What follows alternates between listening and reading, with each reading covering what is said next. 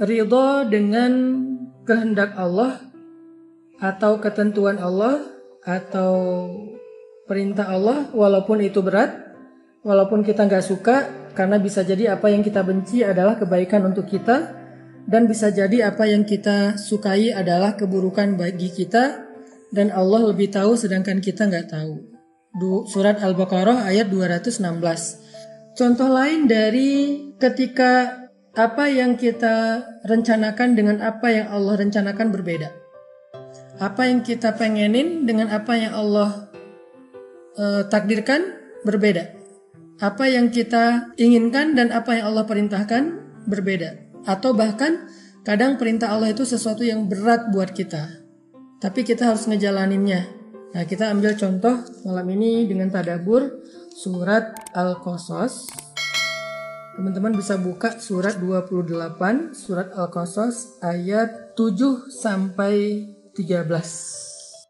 A'udzu billahi minasy syaithanir rajim. Bismillahirrahmanirrahim. Wa auhayna ila ummi Musa an ardi'i. فإذا خفت عليه فألقيه في اليم ولا تخافي ولا تحزني إنا رادوه إليك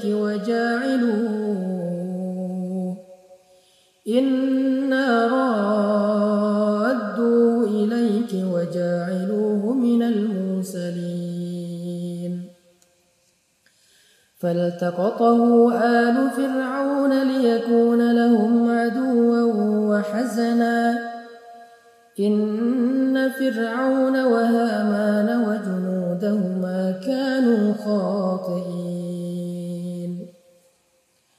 وقالت امرأة فرعون قرة عين لي ولك لا تقتلوه عسى أن ينفعنا أو نتخذه ولدا وهم لا يشعرون وأصبح فؤاد أم موسى فارغا إن كادت لتبدي به لولا أن ربطنا على قلبها لتكون من المؤمنين وقالت لأخته قصيه فبصرت به عن جنب وهم لا يشعرون وحرمنا عليه المراضع من قبل فقالت هل أدلكم على أهل بيت يكفلونه لكم وهم له ناصحون فرددناه إلى أمه كي تقر عينها ولا تحزن ولتعلم أن وعد الله حق ولكن أكثرهم لا يعلمون. Sadaqallahul adzim. Teman-teman yang dirahmati Allah Subhanahu wa taala, alhamdulillah kita baru saja membaca surat Al-Qasas ayat 7 sampai 13 yang menjadi salah satu contoh dari surat Al-Baqarah ayat 216. Jadi bisa dibilang ini tafsir al-ayah bil ayah. Tafsir atau tadabbur ayat dengan ayat. Di dalam surat Al-Qasas ayat 7 sampai 13 tadi, Allah Subhanahu wa taala menyampaikan kepada kita sebuah petunjuk atau beberapa petunjuk, lebih dari satu, yang dikemas dalam adegan tentang kisah kelahiran Nabi Musa alaihissalam. Kita tahu dulu Fir'aun pernah bermimpi bahwa kerajaannya akan dihancurkan oleh salah satu bayi dari Bani Israel. Ini mirip dengan apa yang dialami oleh Raja Babilonia di masa Nabi Daniel. Sehingga sejak saat itu Firaun membuat aturan untuk membunuh semua bayi-bayi Bani Israel. Yuzabbihuna abna'akum wa yastahyuna nisa'akum, kata Allah. Firaun dan tentaranya membunuh anak-anak laki-laki Bani Israel dengan cara yang sadis. Ada yang langsung digorok, dipenggal, dipatahin lehernya, dibenamkan ke dalam air, ke dalam pasir, diberikan sebagai makanan bagi hewan buas yang dipelihara oleh Firaun di kebun binatang pribadinya. Maka bayi-bayi Bani Israel itu menjadi makanan bagi hewan buas peliharaan Firaun di zoo miliknya. Kenapa Firaun membunuh bayi-bayi Bani Israel?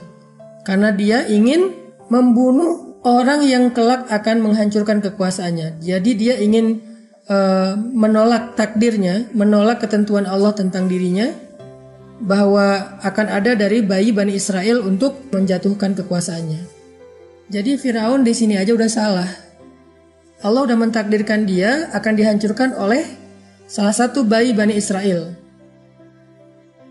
Dan kelak ketika Musa datang, Musa mengajak dia untuk bertaubat, memperbaiki dirinya supaya takdirnya Allah perbaiki. Tetapi ternyata dia nggak mau. Dia malah mencoba untuk menolak takdir itu dengan awal membuat aturan membunuh bayi Bani Israel. Tapi ternyata nggak berhasil. Ketika bayi Bani Israel itu tumbuh menjadi seorang pemuda bernama Musa, dia mencoba untuk menolak takdir itu dengan mengusir Musa, memusuhi Musa sampai ingin membunuh Musa. Dan itu juga nggak berhasil. Sampai akhirnya setelah beberapa tahun peraturan ini dijalankan, Bani Israel mulai kehilangan laki-laki. Jadi jumlah laki-laki itu mulai sedikit, sehingga akhirnya Firaun dan orang-orang Kipti, Egyptian yang ada di Mesir merasa khawatir karena dengan berkurangnya laki-laki dari Bani Israel, maka mereka kekurangan budak untuk bekerja kepada mereka. Karena Bani Israel itu adalah budaknya orang Mesir. Sehingga akhirnya terjadi banyak demo. Rakyat Kipti mendemo Firaun supaya tidak lagi membunuh bayi Bani Israel agar mereka tidak kesusahan mencari pekerja, baik pekerja bangunan, pekerja rumah tangga dan segala macam yang sekarang mulai berkurang karena jumlah laki-laki sudah semakin sedikit di antara Bani Israel. Yang tersisa orang-orang tua, anak kecil pada dibunuh, yang muda udah nggak ada. Ada gap antara orang tua dengan anak kecil. Lalu berubahlah peraturan Firaun itu dengan membuat peraturan setahun Bani Israel boleh melahirkan bayi, setahun nggak boleh. Jadi ada tahun ganjil di mana bayi Bani Israel itu boleh lahir yang laki-laki, nggak akan dibunuh. Tapi kalau lahirnya di tahun genap, maka akan dibunuh. Selang-seling gitu.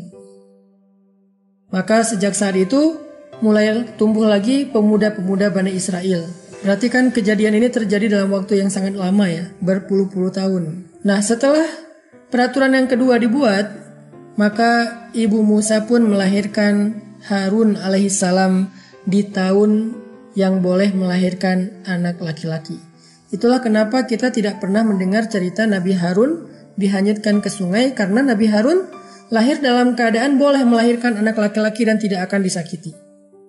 Beruntungnya Nabi Harun. Sedangkan Nabi Musa, adiknya Nabi Harun, lahir di tahun di mana dilarang melahirkan anak laki-laki. Sehingga ketika Nabi Musa lahir, ibu Nabi Musa khawatir terhadap keselamatan bayinya. Dia mencoba untuk menyembunyikan berita kelahiran bayi di rumahnya. Ketika tetangganya datang, dia menyembunyikan bayi Musa. Ketika petugas datang, dia menyembunyikan bayi Musa. Tetapi itu nggak mudah. Gimanapun ibu Musa merahasiakan kelahiran bayi laki-lakinya, akhirnya ketahuan juga oleh tetangga-tetangganya dan dilaporkan kepada petugas-petugas Firaun. Dalam keadaan seperti itu ibu Musa galau, bingung, nih mau gimana nih? Apa yang harus dilakukan untuk menyelamatkan bayi Musa? Bayi yang sangat istimewa, bayi yang sangat lucu, bayi yang sudah punya aura kenabian di wajahnya. Mungkin tega lah ibunya membiarkan bayi ini disakiti oleh tentara Firaun. Jangankan bayi Nabi, kita punya bayi aja, bayi kita, bayi biasa, kita cinta banget sama anak kita. Gak mau terjadi apapun kepada anak kita. Ibu Musa bingung, ini gimana cara menyelamatkan bayi ini? Sehingga ibu Musa, ayah Musa berdoa kepada Allah dan mereka termasuk orang yang hanif.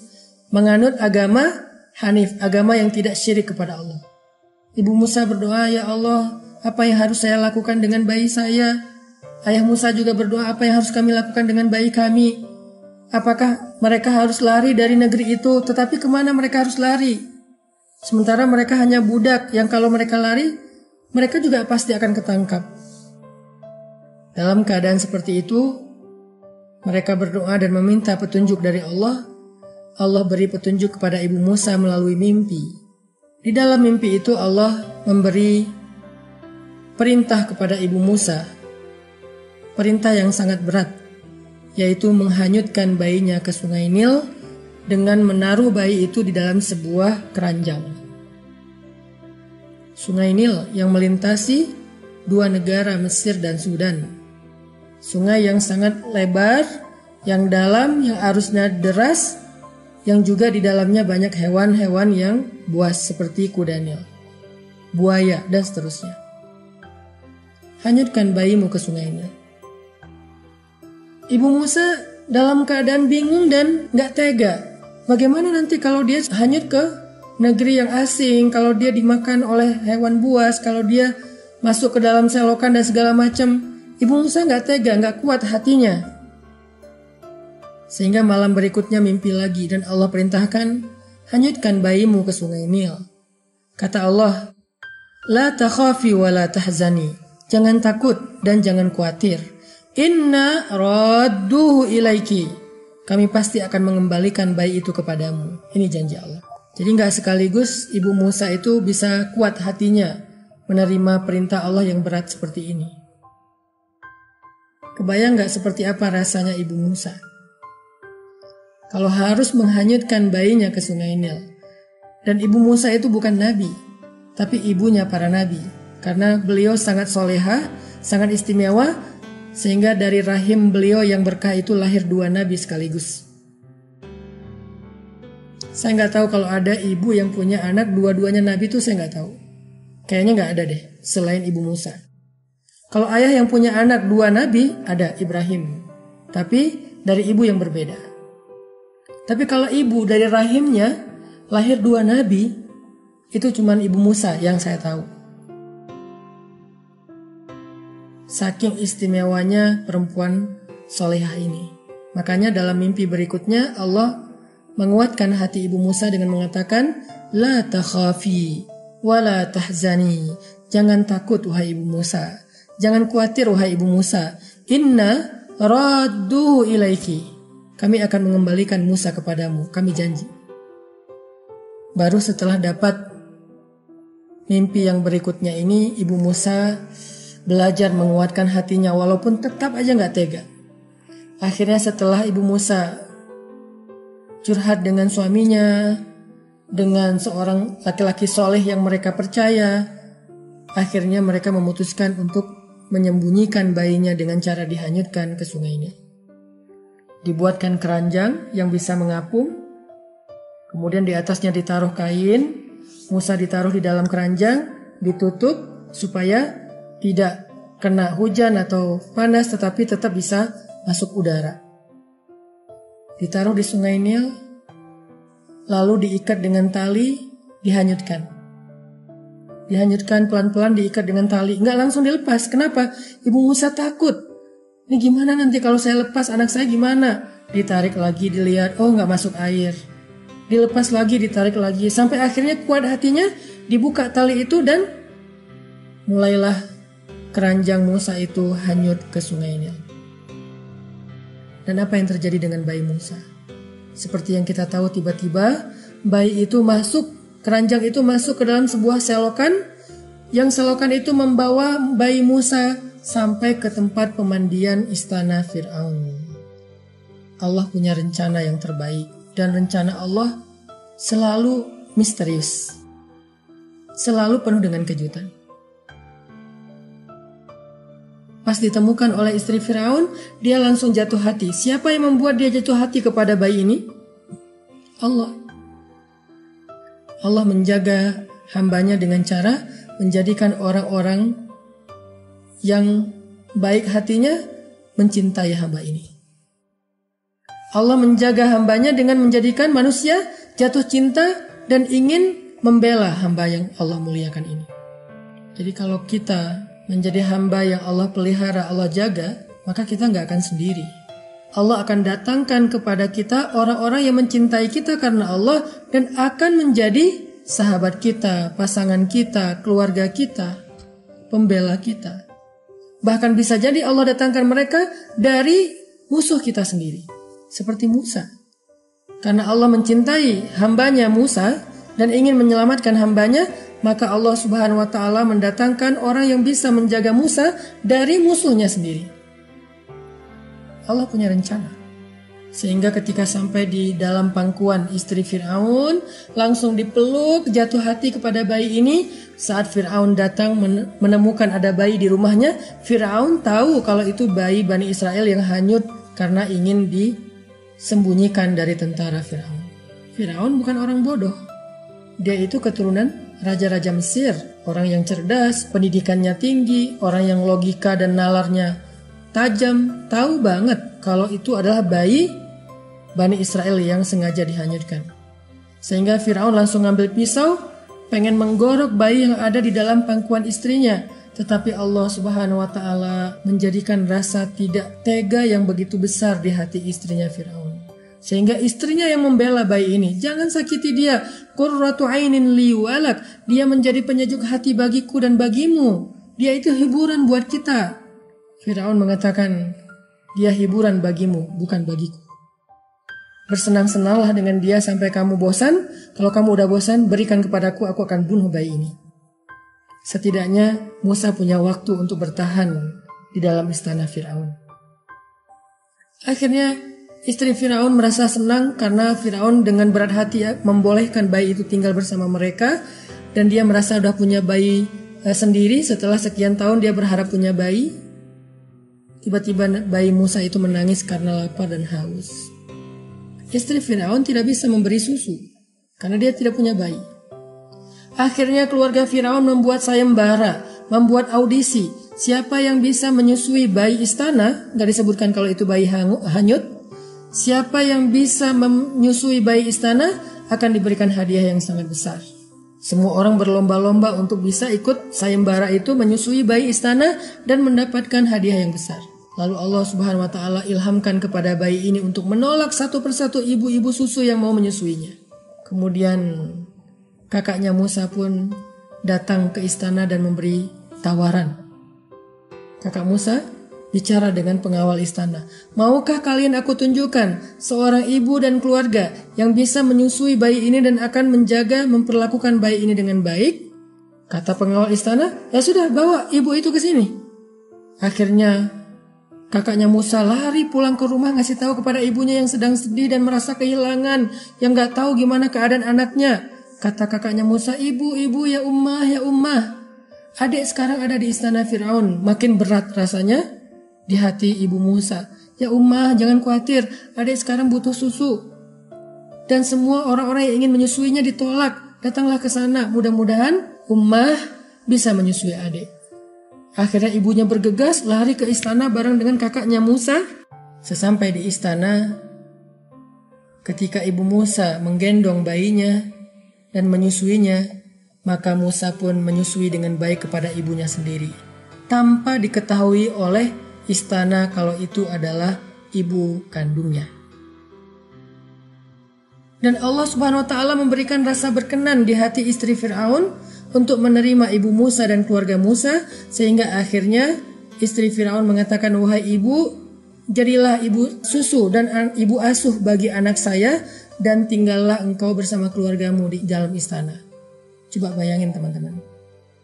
Akhirnya ibu Musa, kakak Musa, abangnya Musa yaitu Harun, keluarga Musa tinggal di dalam istana bersama dengan bayi Musa dan dibayar kehidupannya dan jasanya oleh istana dengan bayaran yang luar biasa.